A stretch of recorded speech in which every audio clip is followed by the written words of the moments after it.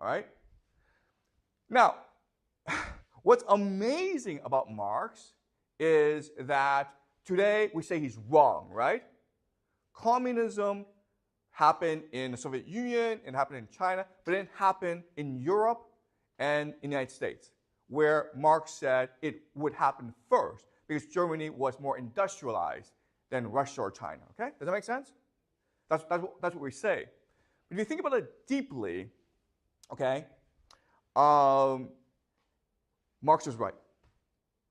After World War II, every society, every industrial society, to some extent, adopted the ideals of communism. Okay, does that make sense? Okay, we call this socialism and not communism, but basically it adhered to the thinking of Marx, which is to make the worker the heart and center of your society. And why did they do that after World War II? Exactly, okay? Because workers create value.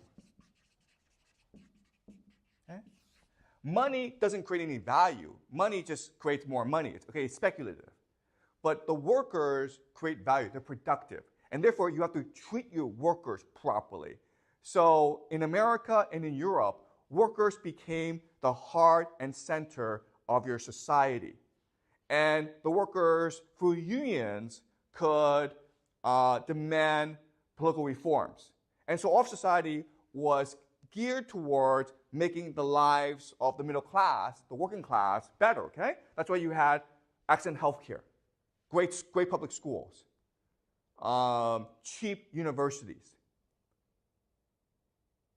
okay? So the 50s and 60s and 70s was basically the peak of society for the working class.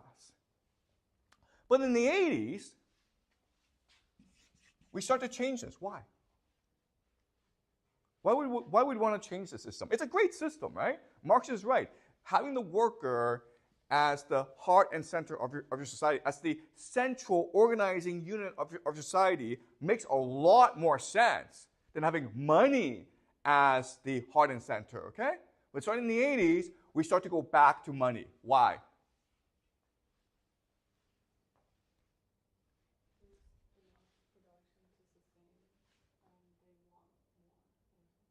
Excuse me? Like they have the production necessary for society, so they want more. Like, who wants more?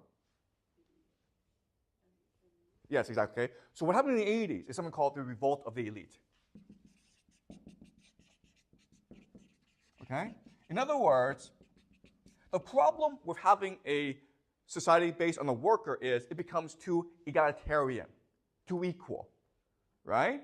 But if you're like the elite, you don't want equality, you want difference. You want to have power and money in your hands. Does that make sense? So the revolt of the elite happened in the 80s, and this is what we call in the United States the Reagan Revolution, okay? The Reagan Revolution. The beginning of neoliberalism, free market capitalism. And in Britain, it was called Thatcherism, okay? Margaret Thatcher, the Thatcher Revolution. And so now you need to transition away from the worker to something else, okay? Another ideology that allows the elite to amass power, okay? So just to show you how radical this revolution was. In the 1970s, okay, if you were a CEO, the head of a company, okay, you were making on average $1 million a year. That's pretty good, right? That's really good money. And that $1 million was more than 20 times the worker. Okay? And that's pretty reasonable. Today, the average CEO in the United States makes $20 million a year. And that is 200 to 300 times more than the average worker in the company. Okay, does that make sense? So in the 80s, inequality started to explode, right? And so they were transitioning from the worker to a new organizing unit called the consumer. Okay? So they needed to destroy the working class, the middle class. And the way they did it was by introducing a new concept called the consumer, okay? So in the 50s, 60s, and 70s, the government promised you a good job. If you were a member of a society, if you were a citizen, I promise you a good job that you would have for the rest of your life, okay? So in the 80s, the government said, I promise you that you have low prices and a wide selection of goods. Okay, does that make sense? All right, so this sounds like a subtle shift, going from the worker to the consumer, okay? But what this meant was a revolution in society, a revolution in politics. So remember that, an example of the worker has to have political consciousness in order to protect his or her rights, in order to organize and unify and push for favorable political reforms, okay? That's what the worker must do, okay? But now let's think about the mentality of the consumer. And to do this, let's do another thought experiment. And the thought experiment is this. Everyone in the school, about 500 people, I decide to give everyone $1 million US, okay? So everyone in the school has exactly $1 million US to spend. What happens now? Think about this. What happens now? Use your imagination. What happens? What's the first thing you do?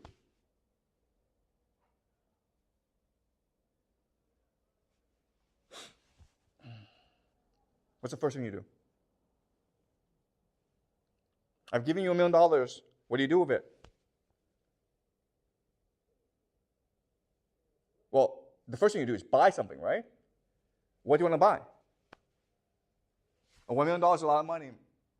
What do you want to buy, Nab?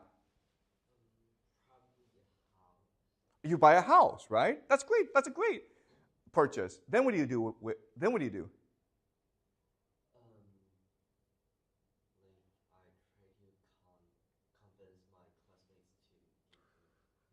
Okay, first thing is Nab buys a house. Then what does he do? Excuse me? Buy furniture. Then what does he do? There's something that he must do that's very important. What does he buy the house? What does he want to do? He wants to take pictures and post on social media, right? So everyone sees it on social media. Then you see this. Nab has this huge house in Beijing with lots of fancy furniture. What do you do now? You also want to buy a house. But what kind of house? A bigger house, right? And then what do? You also post pictures, okay? Then how do other people feel? You think this is funny, okay? But this happens all the time. So very quickly, what happens in the school?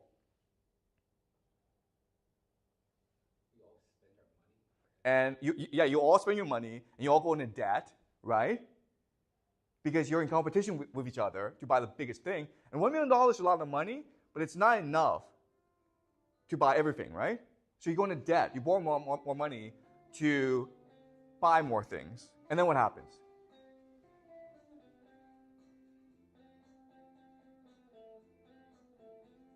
And then what happens? How do you guys feel about each other? Do you guys have lunch together? Do you guys have dinner together? Do you guys like to share homework together? You guys hate each other, right? At the end of the day, what will happen is you all go into debt and you all hate each other, right? So that's consumerism.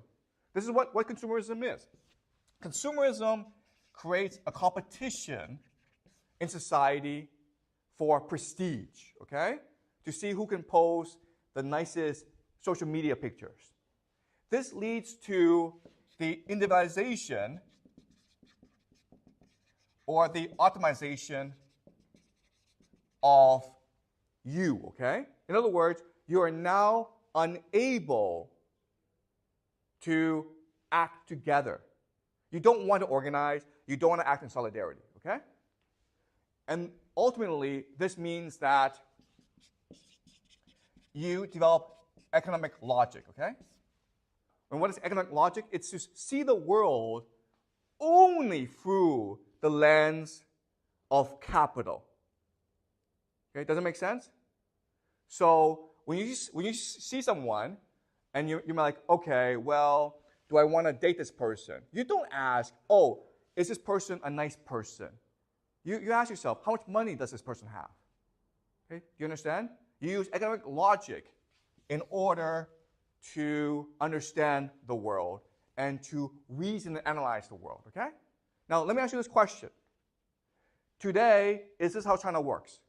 Is this how the world works? The answer is yes, okay? Are you like this? Yes, you are like this, okay?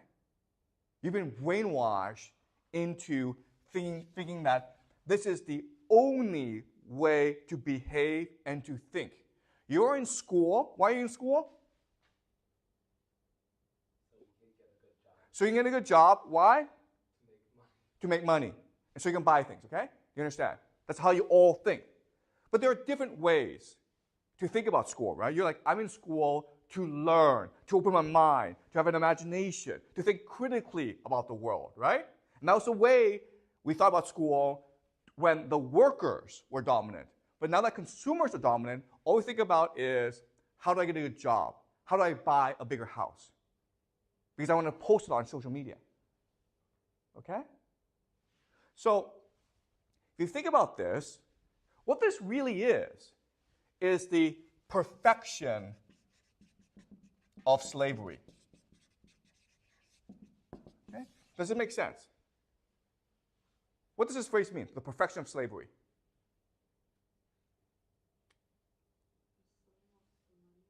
Yeah, you become a slave of the money, but what?